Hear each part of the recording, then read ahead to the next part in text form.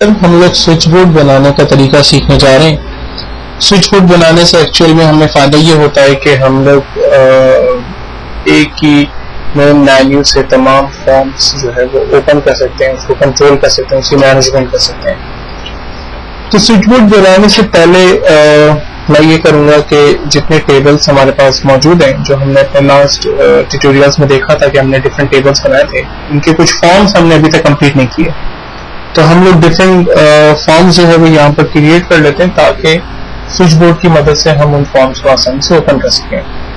तो जेंडर नाम का एक टेबल है हमारे पास, हम इसका फॉर्म क्रिएट करते हैं। हम क्रिएट के टैब में जा रहे हैं और यहाँ से जस्ट फॉर्म के ऊपर हम क्लिक करते हैं तो ये जेंडर का एक टेबल हमारे पास फॉर्म में क्रिएट हो गया। इसको हम सेव कर लेते हैं जेंडर के नाम से ही। इसी तरह से क्लास का एक टेबल है हमारे पास, हम फॉर्म में जाकर इसका भी एक फॉर्म क्रिएट करके इसे सेव करके बंद कर देते हैं। सेक्शन में चले जाते हैं, इसका एक फॉर्म क्रिएट कर लेते हैं, सेव करके क्लोज कर देते हैं। पर्सनल डिटेल के नाम से हमारा एक टेबल, हमने इसको क्लोज किया। अकाउंट्स के टेबल का भी एक फॉर्म क्रिएट कर लेते हैं और लास्ट है हमारे पास फीस का।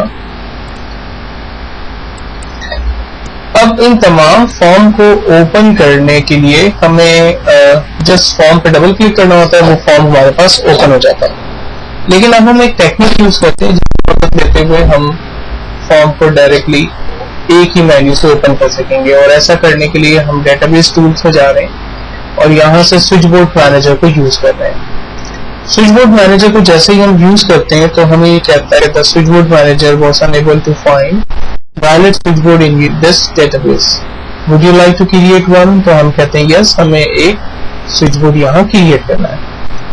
स्विच बोर्ड का एक मेन्यू यानी मैनेजर हमारे पास ओपन हुआ है जिसमें कहता है कि इस वक्त स्विच बोर्ड का जो मेन मेन्यू है, डिफॉल्ट मेन्यू है, उसका नाम मेन स्विच बोर्ड है। हम कहते हैं ठीक है और हम इसी के अंदर एडिट करना चाहते हैं। मेन स्विच बोर्ड का नाम हम रख देते हैं ABC स्कूल और इसको जस्ट हम क्लोज करते हैं तो आप देखें कि इसका नाम अब ABC स्कूल आ गया। देन अब इसके अंदर हम मजीद कुछ चीजें क्रिएट करना चाहते हैं तो हम ABC स्कूल के अंदर जा रहे हैं और यहाँ से हम न्यू पे क्लिक करते हैं। ABC स्कूल में जो सबसे पहला जो कैप्शन होगा वो हम क्रिएट करते हैं लाइक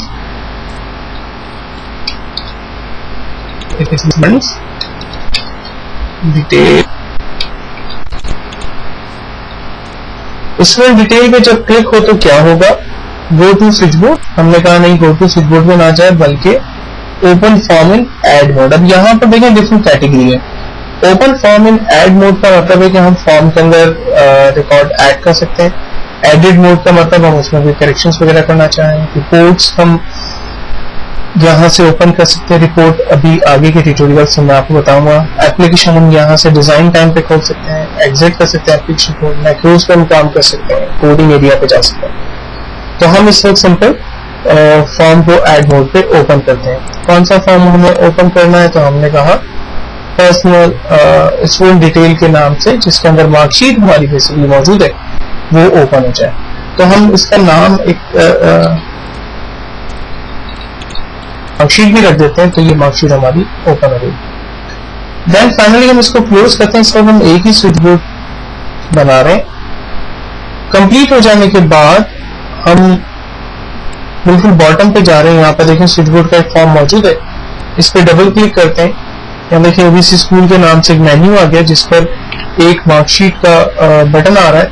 जस्ट हम उस पर क्लिक करते हैं तो मार्कशीट की जो फॉर्म है वो हमारे पास ओपन हो गया। तो हमने बेसिकली एक मेन्यू के जरिए अपने इस फॉर्म को कंट्रोल किया।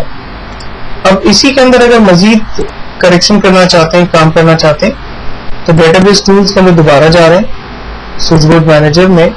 तो आप देखें ABC स्कूल का स्विच बोर्ड हमारे पास ओपन हुआ। इसी को हम एडिट करते हैं, यहाँ पर मार्कशीट मौजूद है। इसी को हम अब न्यू करते हैं। न्यू में आने के बाद अब मैं यहाँ पर डिटेल के नाम से बेसिकली एक फॉर्म को सेलेक्ट करता हूँ जो कि स्टूडेंट डिटेल का होगा। ओके करते हैं, ये दूसरा फॉर्म हमारे पास क्रिएट हो गया। देन उसके बाद दोबारा न्यू पे क्लिक करते हैं और अकाउंट्स के नाम से हमारा एक फॉर्म है, उसको हम यहाँ से ओपन कर लेते हैं। अगर आप मजीद क्लासेस का और सेक्शंस का और अकाउंट्स का ऐड करना चाहें मजीद, तो वो आप ऐड कर सकते हैं इसी टेक्निक्स को यूज करते हुए। अगर आप फॉर्म को अप एंड डाउन मूव करना चाहते हैं, लाइक आप चाहते हैं कि कोई फॉर्म नीचे की तरफ मूव हो जाए, तो ये देखें आसानी से आप अप और डाउन कर सकते हैं इसको। किसी फॉर्म को डिलीट कर सकते हैं, उसके कैप्शन को अगर बदलना चाहें तो एडिट की मदद लेकर उसके कैप्शन को बदल सकते हैं। फाइनली हम क्लोज करते हैं और देखते हैं स्विच बोर्ड पे डबल क्लिक करके। यहाँ देखें पहले जो एक मार्कशीट का फॉर्म हमारे पास आ रहा था, अब हमारे पास यहाँ पे 3 बटन आ गए। एक है मार्कशीट, जब मैं क्लिक करता हूँ तो मार्कशीट का फॉर्म खुल रहा है, इसको मैं क्लोज कर रहा हूँ। इसी तरह से दूसरा है स्टूडेंट डिटेल का, जब क्लिक कर रहा हूँ तो स्टूडेंट डिटेल का फॉर्म हमारे पास ओपन हो रहा है। और तीसरा है बेसिकली हमारे पास अकाउंट्स का, ये देखें अकाउंट्स का फॉर्म हमारे पास ओपन हो रहा है। एक छोटी सी शायद मिस्टेक है, स्टूडेंट डिटेल में और मार्कशीट के अंदर बेसिकली दोनों में एक ही फॉर्म हमारा कनेक्ट हो गया है, तो हम इसको ठीक कर लेते हैं, कोई मसला नहीं है। ये हमारा स्टूडेंट डिटेल है जिसमें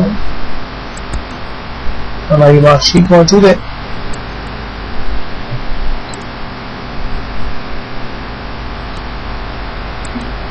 तो मार्कशीट से बेसिकली बिल्कुल ठीक आ रहा है, स्टूडेंट डिटेल में गलत आ रहा है। तो स्टूडेंट डिटेल में हमें चाहिए पर्सनल डिटेल का टेबल।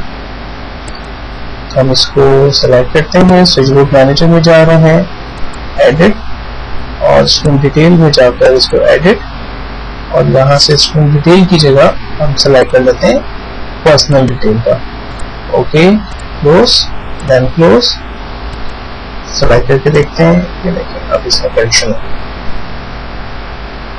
ठीक है जी, तो इस तरह से बेसिकली हम अपने लिए एक स्विच बोर्ड तैयार कर सकते हैं, यानी एक ही मेन्यू के जरिए बेसिकली तमाम फॉर्म्स की मैनेजमेंट और उसके कंट्रोल जो है वो यूज कर सकते हैं।